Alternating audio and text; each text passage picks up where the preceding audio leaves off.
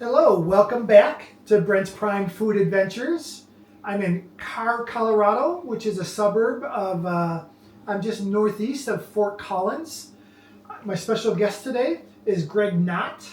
I'm at the Memphis Bison Ranch.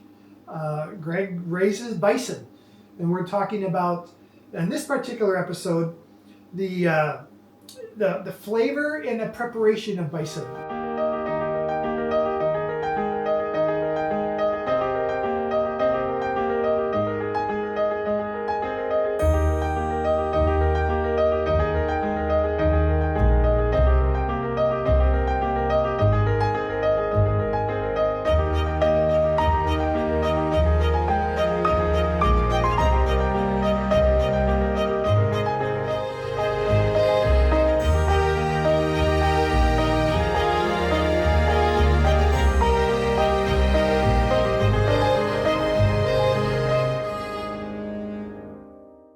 If you're tuning in for the first time, this is your first bison episode you're seeing, know that this is one of 4 that Greg and I are covering.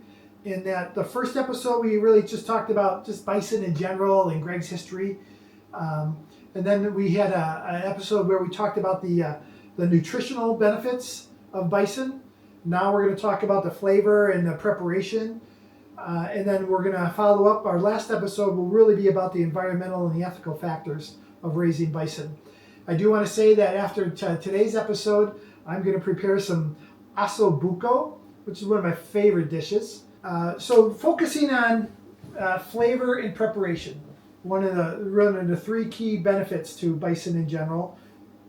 Greg, bison has a distinct flavor.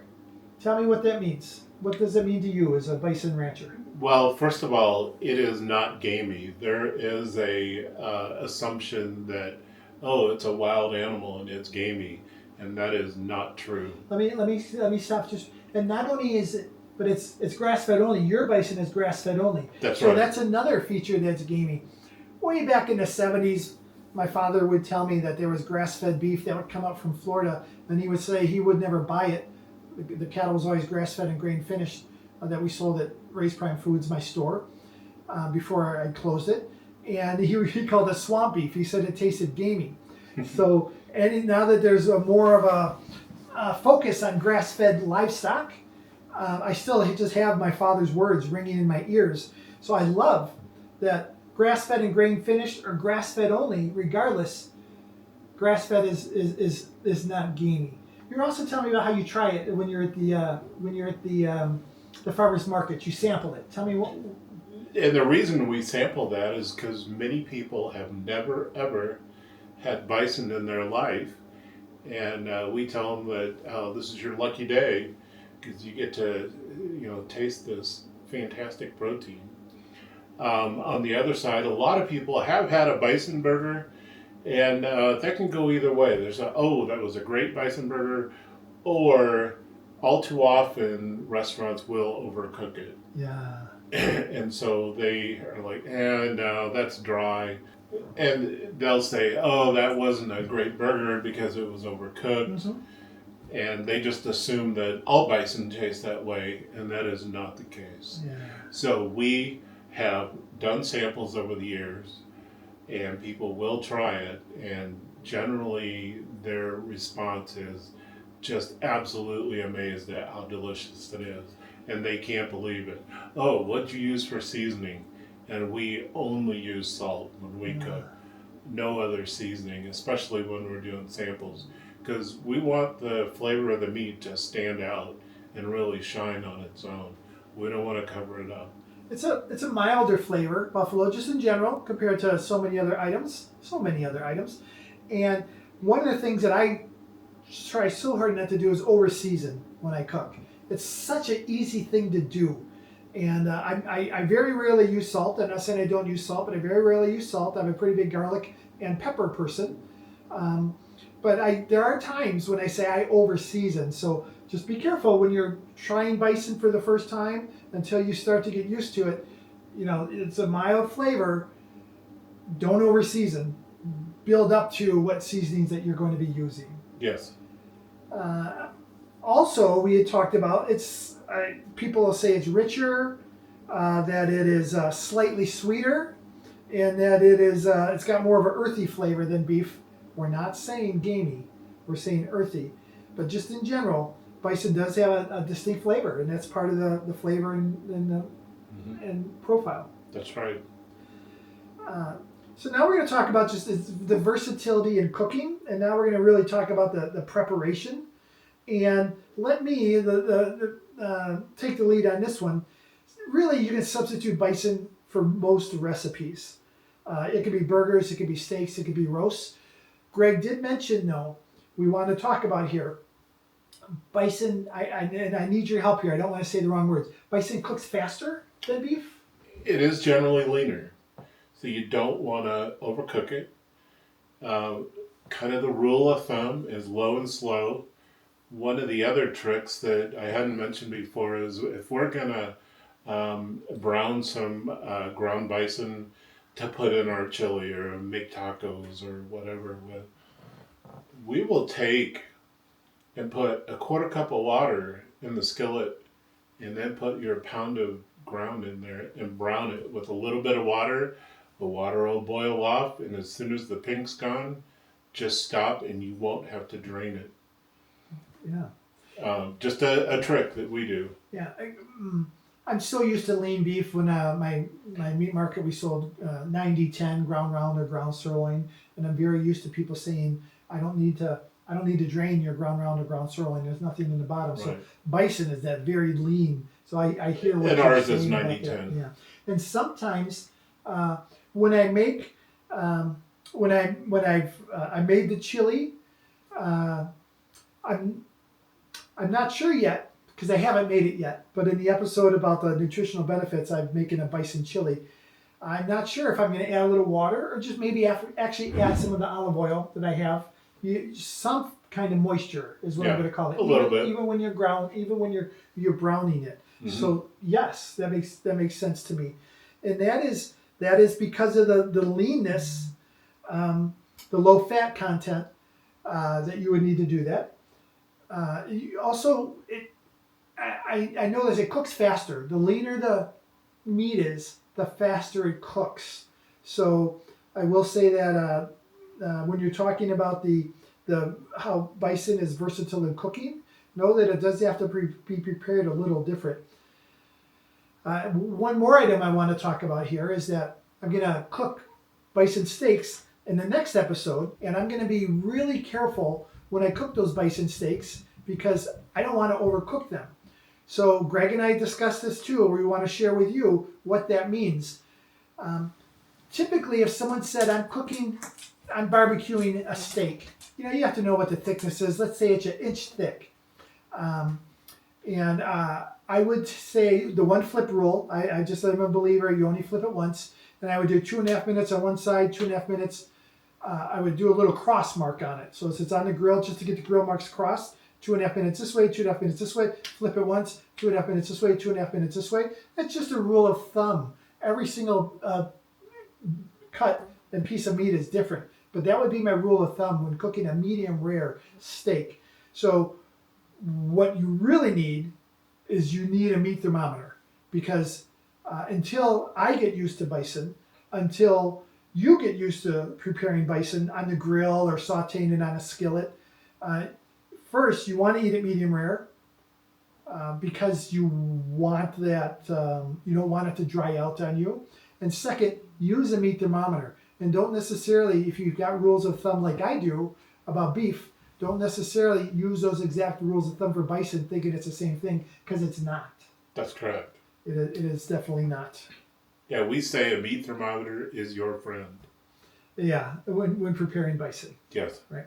And then the other recipes where we're doing low and slow, like when I'm making the chili, when I'm making the osso buco, that's another way. That's one of the reasons I'm making those recipes that way is because we're doing a low and slow process. My chili is an all-day thing. My when we get to the bison bone broth, it's a 2-day process. My osso buco, that's another all-day item, whether I'm using bison or beef. But when you're using those, doing low and slow, that's one way to keep your product tender as well. I don't know, as long as you don't overcook it, tender. That's right. It is very tender. very delicious. And that's interesting to me because don't start using the shoulder meat in the rounds and thinking that you don't need to cook it low and slow, which are the muscles, has the sinew in there. But when we're talking about the steaks, and just in general, I was surprised as I'm learning more about bison that they are saying that it's remarkably tender despite being leaner than beef. Again, I just want to say this. It doesn't mean you overcook your bison, guys. I feel like there was one other thing that we missed here. We talked about how it's fun to do a flavor. It's fun to have people come into your farmers markets and you do the samples Yes, and the we do. flavor. We talked about the meat thermometer, about making sure that you're cooking at medium rare. Again, you're entitled to cook your product any way you want, but just from the leanness, I cook my steaks medium rare, beef, and they're not as lean.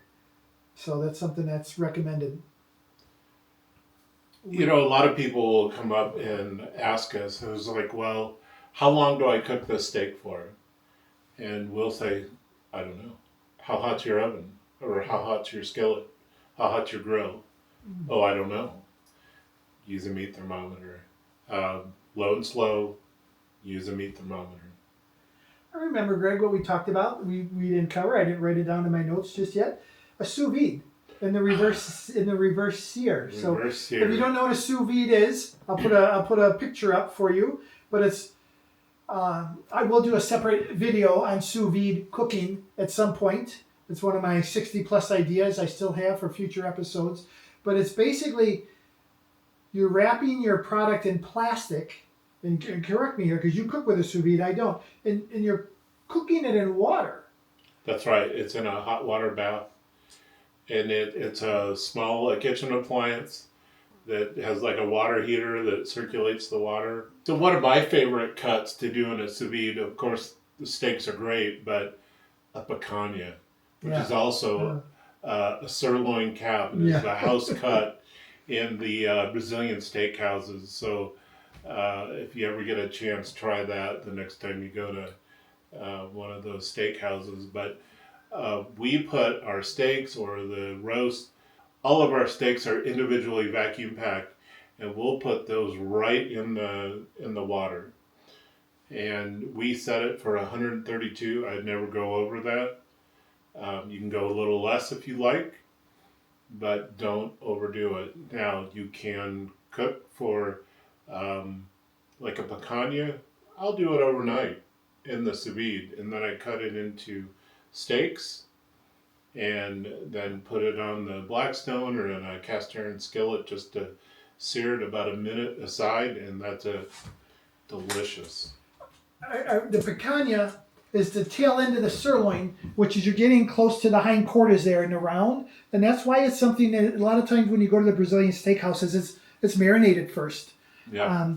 And so that's something that I want to say is it makes sense to use the sous vide. And what just to clarify, what Greg is saying is that he sets the temperature to 132, and that's medium rare. So I always say 135 is medium rare, 130, 132. And when you use the sous vide, you're really keeping your meat tender. You're really cooking it low and slow, and you will never exceed the temperature that you have it set on. That's right. So you can. What's the longest you had something in a sous vide? We've experimented. We've done a couple days.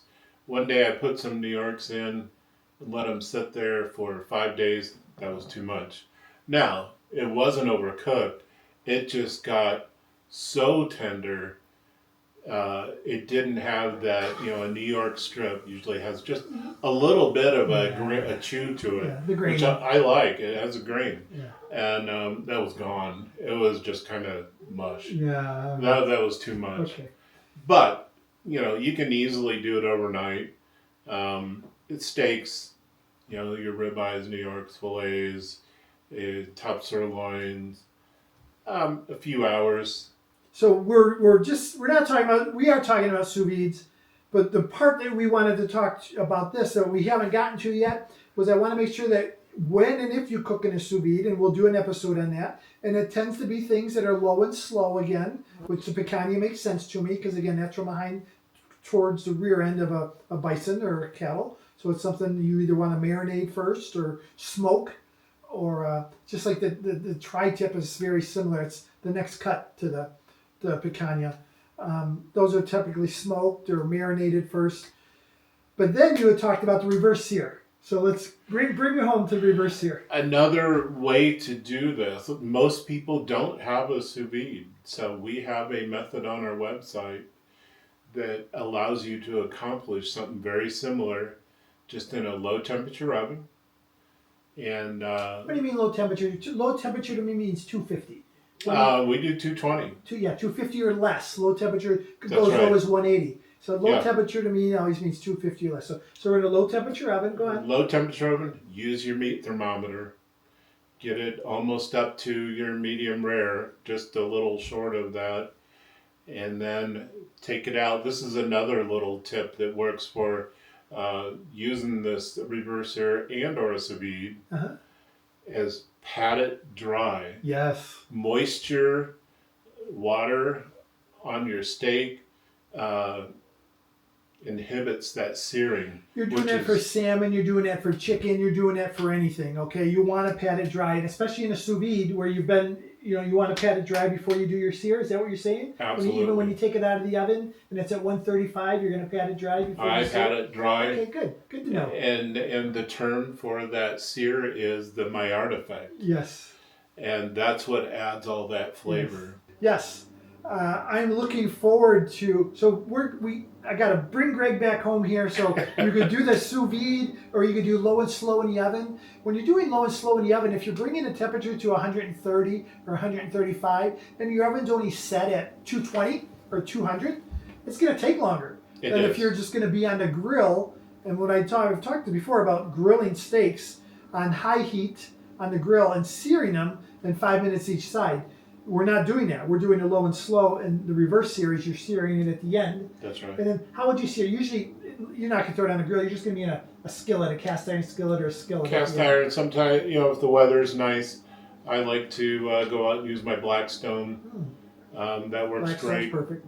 And but again, medium heat, about a minute aside, and Fun.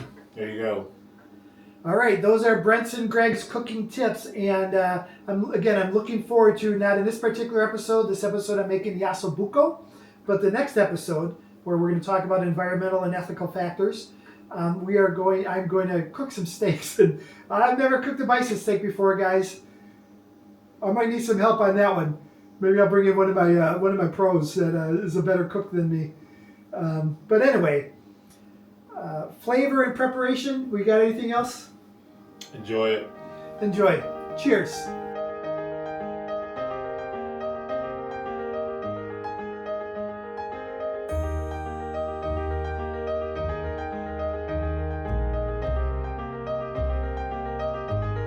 Who's ready to make some osso buco? In this case, bison osso buco. For those that do not know this, osso buco means bone with a hole. It's Italian. It's typically made from veal shanks. Today, I'm having fun and using bison shanks. This is my mise en place, which is the French word for putting everything in place. I do this before I make every recipe. I don't have a true mise en place, has the vegetables cut and the herbs measured, so I don't get that carried away, but I do get everything out. I like my items herbal, so there's herbs here. The wine, you don't have to buy the best wine, just buy a dry wine. In this case, it's a $4 chuck, but it's dry. Don't buy any of that sweet stuff because that's going to impact the flavor. My olive oil here, that was featured in the Brent's Prime Food Adventures episode called Italian Olive Oil. It's not only taste wonderful, but it's a high polyphenol, so it's going to be healthy. That's really going to add some extra flavor. Here's my bison bone broth that I made part of the episode called The History of the Memphis Bison Ranch. Tomatoes, I like tomatoes. The most important part, of course, are the bison shanks. With respect to the broth, we'll see. I have 4 cups here. I just need to make sure because the way that the size of these shanks, when I put them in my Dutch oven, I'm gonna have to stack them too high. And I need to make sure they're covered with liquid. So if I don't have enough liquid in, it's no problem. I will just go ahead and take some more of my bison bone broth out of the freezer and add it as appropriate. Now I'm getting ready to sear my shanks, get the Maillard effect going. That's where we're sealing in the juices, caramelizing the proteins, the sugars in the meat. And I'm going to go just like this, and I have a glove on just because for me, it's more comfortable. I'm not getting too gloppy. And what you'll see is I only have room for 3 shanks in this at a time, so I'm just going to do them 3 at a time. You want to get these nice and brown. You really want to get a sear in them. Again, we're not cooking. I'm on medium-high heat right now. I've got a high enough Dutch oven that I'm not worried about the splash.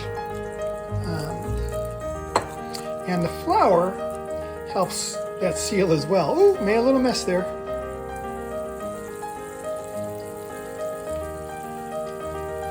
Okay, here's my 6 seared shanks. How does that look? Here's my Dutch oven with all those goodness on the bottom. We'll deglaze that with the white wine when we get to that point. And now here's my mirepoix. In my recipe, I suggested a half cup of olive oil, and it will be about half a cup. I measured it out, and it takes,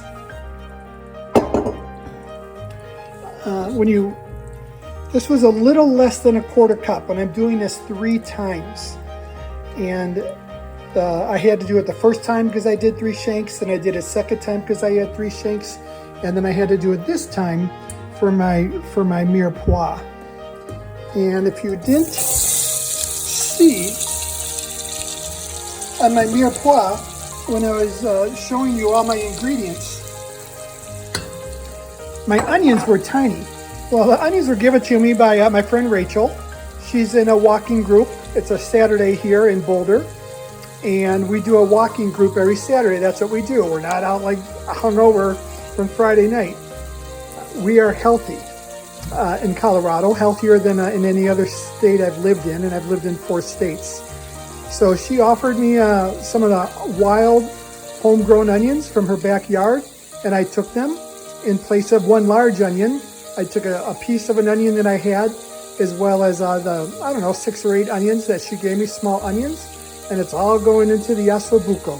Thanks for the onions, Rachel.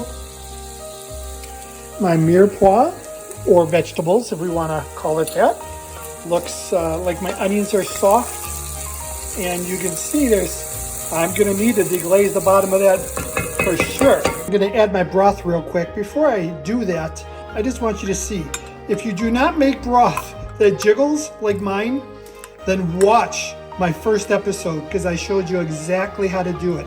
So much collagen, nutrients, protein in this. I can't wait to cook with it. I did cook with my beef broth and my chili. When I made a chili, I made that in the episode that was entitled Nutritional Benefits of Bison. And it was the best chili I ever made in my life. And now I'm going to go ahead and make this, put this into my Osso Buco. 4 cups. So the reason I boil my tomatoes first, I'm not cooking them.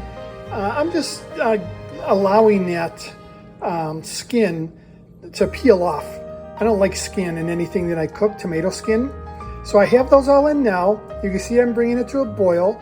Look, I've got enough liquid. I'm not going to have to add more. I'm going to turn off the camera. I'm going to add my spices. I'm going to cover it. And then I'm going to go ahead and put it in the oven.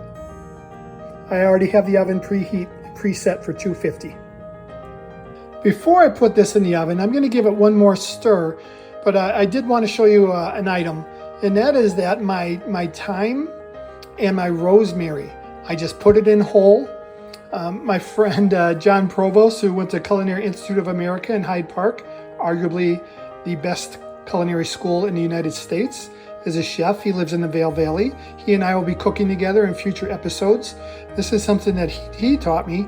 In the past, I would peel it off and leave, but we're going to put it all in. And then when it's done, I'll take that out.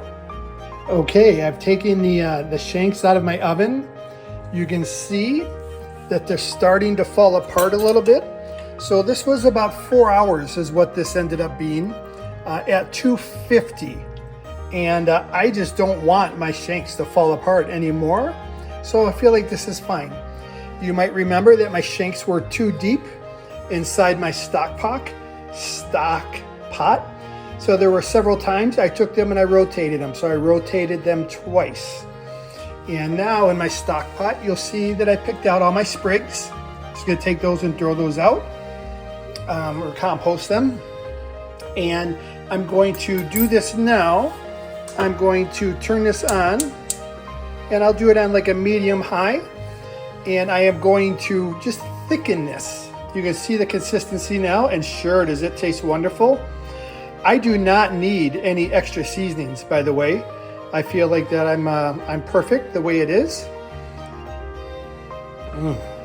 Holy smokes. And once I get this thicker, I'm gonna put it on top of my shanks. I will sprinkle it with my parsley, which is my garnish, and then they'll be ready to serve.